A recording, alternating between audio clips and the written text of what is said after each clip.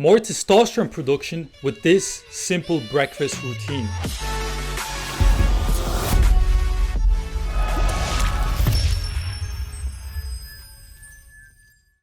What's up, Alex here from Natural Testosterone, and in this video I'll be talking about the optimal breakfast you should be eating to optimize your testosterone levels naturally. So first of all, what is testosterone? So testosterone is an anabolic hormone produced in the testicles and the Leydig cells specifically. It's produced in your REM sleep, your REM cycles.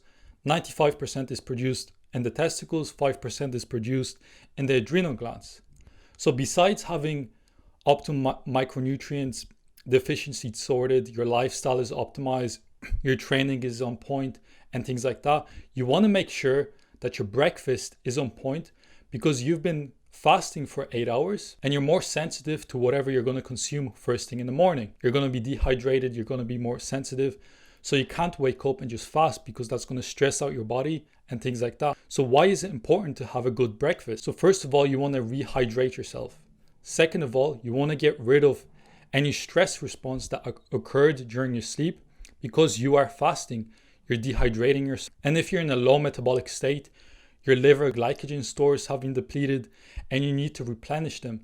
The worst thing you can do is wake up, have a black coffee, and fast for 6 to 8 hours, like intermittent fasting individuals do. And don't get me wrong, I did intermittent fasting for 3 years straight, and I know exactly how it feels to wake up in the morning, have the first coffee. The reasons were because when I was eating foods, I felt tired afterwards, and the only solution I thought of was not eating and having a break. But then I came to a realization that the reason why that was occurring is because, first of all, insulin sensitivity. Second of all, I was eating foods that my body wasn't responding well to. I had a stressful response from it. And by fixing that, right now when I have my breakfast, I have energy, because when you're consuming foods, you should have energy rather than feeling tired. So let's get into the how-to. What's the best breakfast to have in the morning? So when it comes to optimizing your testosterone, I usually start off by always having 5 meals per day. So whatever your caloric intake is for the day, divided by 5. And let's say, to make it for simple maths, you're consuming 2,500 calories. So your breakfast should be around 500 calories. So divide that 500 calories into macronutrients we have. So eat fats, carbohydrates, and protein.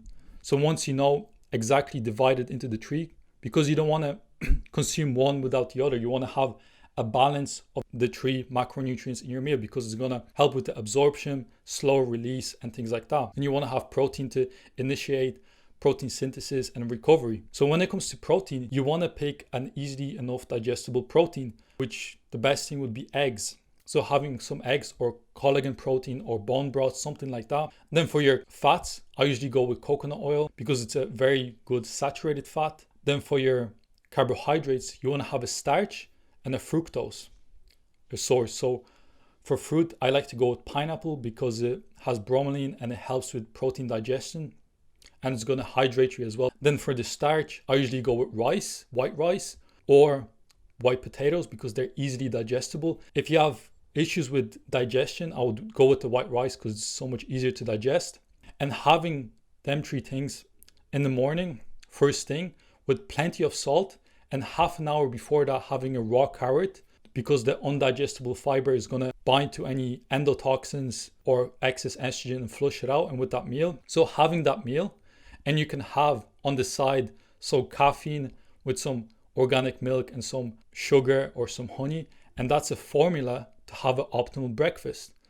So for me, it would be something like you make the rice, the white rice, you cook up the egg whites, then you mix in the rice together, cooked in coconut oil, then you put it in the plate and you add the raw egg yolks into that and you mix it in because you don't want to cook the egg yolks because it's going to denature it.